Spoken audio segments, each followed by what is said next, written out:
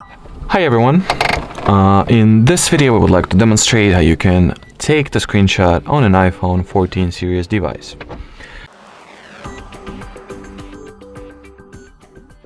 So the most conventional way to do that is by simultaneously tapping or pressing the side power key and volume up button. Just press them at the same time and then momentarily release. Just like so, I guess. Yeah, my phone case is kind of messing up with me being able to press the side power button, but that's fine. So that's the easiest, the quickest way of making a screenshot.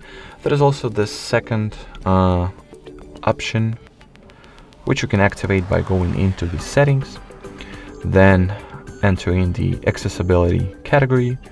In here, go for the touch section, scroll the page all the way down and head straight for the back tab, configurations and preferences. You can assign the screenshot either at the back double or triple tap. I'll go with double tap because it takes less effort, obviously. In here, choose the screenshot option and let's just go ahead and test it out. Now you can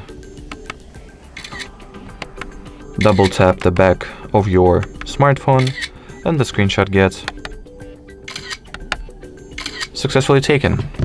Alrighty, so that would be it for this video, guys. Thank you so much for watching and bye bye.